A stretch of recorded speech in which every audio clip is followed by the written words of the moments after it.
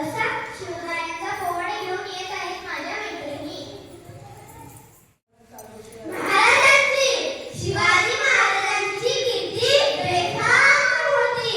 महाराजांची कीर्ती बेफाम बऱ्या फुटला काम याला कोण भारी नसना दरबारी कुस्ती बेगम बडी बेगम म्हणजे रवी हरीशाची आई बर का. नजरेत तिच्या अंगार तलवार झाला का पगार कोणी घेईना हाताळार साऱ्यांनीच मान्य हार. इतक्यात अचानक एक सरदार उठला बोलला हात लावले शिवाजी को आणि त्यानं विडा उचलला. नावाच्याचं अफजल खान नावाच्याचं अफजल खान जिथं रक्ताचं नुसे ताण कान बोलला छाती ठोकून शिवबाला टाकतो चिरडून. कौतिक झाले दरबाराचे खान निघाला मोठा कुर्मीत त्याचं गोड नर पायदळ त्याचं गोड नर पायदळ फौज फाटी आले बकळ अंकिता हातीचं बळ पाहणारा कापे चढतळ. वाटेत भेटले त्याला चिरडीत खिंचित खानाची सेना निघाली. गाव लुटली देऊळ उद्ध्वस्त केली आया बहिणीची आबरू लुटली. कोण कोण रोखणार हे वादळ आता शिवबांचं काही खरं नाही. इकडे इंजाम तिकडे मोगल पलीकडे इंग्रज जो तो हेच बोलू लागला. राजांची सेना मुठभर खानाला कसा रोखणार काय मुलं चिंतेत तपस्त सरदार. अशा वाघिणीचा तो छावा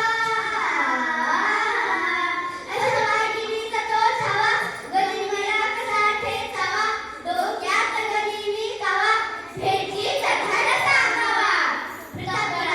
प्रतापगडावर आमने सामने भेटीचा सांगावा. खानानं हसत हसत कबूल केलं. दिवस ठरला आणि ठरल्याप्रमाणे प्रतापगडच्या पायथ्याशी खान प्रतापगडच्या पायथ्याशी खान प्रतापगडच्या पायथ्याशी खान आला बेगुमान केलं दाग शिवाजीराजांच्या करमतीची अन त्यात नाही जाणीव शक्तीची अन त्यात नाही जाणीव शक्तीची अन करेल काही कल्पना युक्तीची करेल काही कल्पना युक्तीची खानाच्या भेटीसाठी महाराजांनी एक शानदार सैन्य उभारला होता. भेटीसाठी छान उभारीला नक्षीदार शाही आण्याला अशा या शामियानं खानडवलं डुलत आला सरबंद त्यांच्या संगतीला शिवबाच्या संगती महाळा राजाला पाहून खान म्हणतो असा आओ शिवाजी आओ हमारे गले लग जाओ. आओ शिवाजी आओ हमारे गले लग जाओ.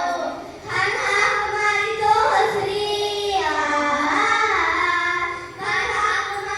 हसरी रोखून नजर महिली. खानानं राजाला अनंत दिलं आणि दगा केला. खानचा अभिमान मानाला कटरी सवार त्याने केला. चिलखत खर आवाज आला